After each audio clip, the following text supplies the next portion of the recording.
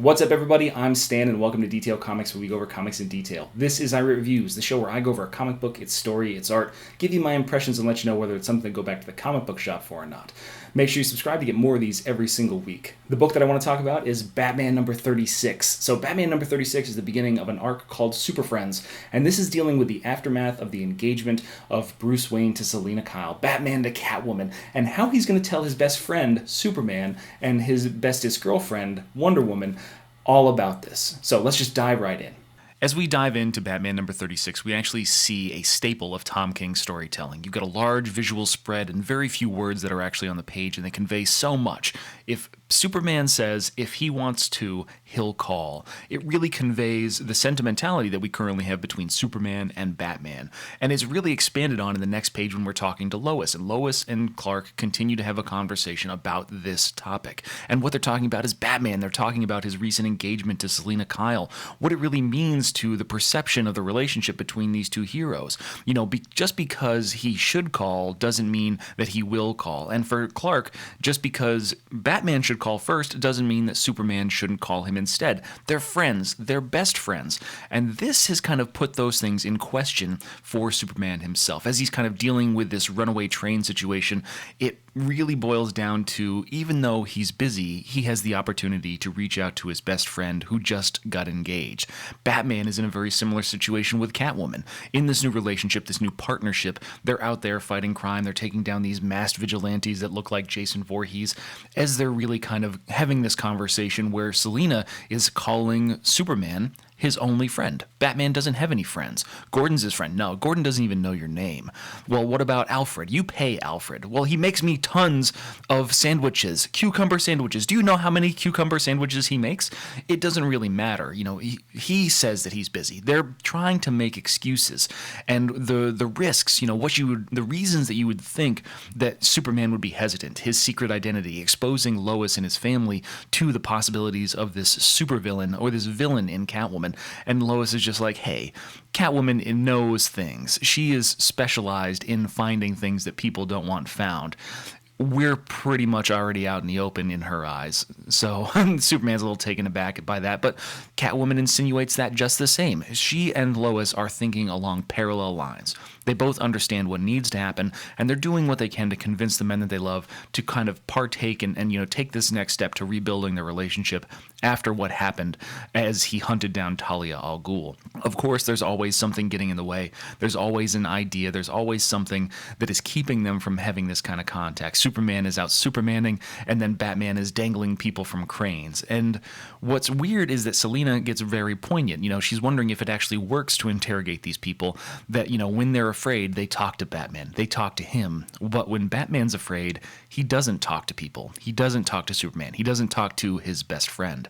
And, you know, Superman continues to fight this kind of radioactive man that's out in the middle of the desert. He gets a little bit devastated, mostly because he's probably distracted. You know, normally he would be perfectly fine in this situation, but because of what's going on, he realizes that he's, you know, not necessarily there. We also get the conversation between Catwoman and Batman as kind of Selina slinks into the Batcave, Bruce busying himself with his work at his computer. We see her kind of get underneath his skin just a touch. She realizes that he's talking about something completely different, and keeping him from avoiding the topic continues to kind of convince him that I know who you are. You know, you have trusted me with who you are, and I know who you are. And if anybody's going to understand you and why you wouldn't want to do this, I will understand. And then Tom King does something relatively brilliant. The couples are having the same conversation between the two of them. You know, Batman is talking about how he is very different than Superman. Superman is talking about how he is very different than Batman, but they both aspire. And let's just draw a little bit of attention to Clay Mann here really quick as far as the art's concerned, because what he does in a variety of different senses is he places them in very distinct situations. Superman always seems to be bright. Batman is definitely cast in shadows almost entirely throughout this, and we see the balance of the approaches to getting into these particular places. You know, Batman is all about sneaky, and he's definitely meant to operate in the shadows, where Superman just walks right into the front of the door. You know, he walks right into the building. He doesn't need to hide. He doesn't take those kind of steps or those precautions because of who they are and what they stand for. And this mirrors the conversation. It's a continuation of Tom King's way of telling a story. He tells a story visually in the background and then adds context and emotion and adds understanding via the dialogue and via the captions. So Batman is just like, every kid is inspired by Superman. Superman is like, everybody wants to be Batman. He's just a better man than I am. A sentiment that they both really relate to each other.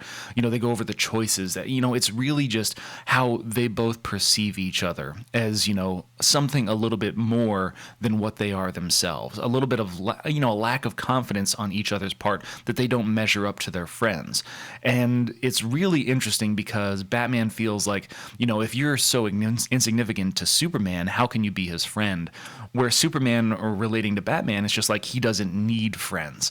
It's a really interesting way to kind of put this into perspective as they both kind of finish on the exact same floor, running into each other as they're trying to take down this, Dr. X that is going to be their villain for this storyline. And it's really interesting because we just see, it's like, how did I see you? It's just like, well, you're not supposed to see me. And then, you took the elevator. It's just like, well, if I flew in here, I'd break a window. And it just perfectly encapsulates the character of these people, and Lois and Catwoman are easily the most at ease when it comes to this as they try to reach out and, shake hands and meet each other for the first time, as Batman and Superman ultimately finish the villain. And that's where we kind of finish the story. Batman 36 is a very simple explanation of this very serious relationship between Clark and Bruce and how parallel and how similar they are as characters. While they do represent vastly different things, they both approach things and they have very admirable traits that both of them find particularly, daunting when it comes to comparing themselves to their friends. Superman is a beacon of hope. He has powers. He has the ability to change the world with the snap of his fingers, and yet he chooses to help mankind instead of devastate it. And Batman, without any of these kind of powers, makes the choice to try and better himself and create something more than what he's able to. Clay Mann and Jordi Belair and these guys, they did a fantastic job on the art. I mean, we're just going to shout out what they did with Catwoman. She looks fantastic in there.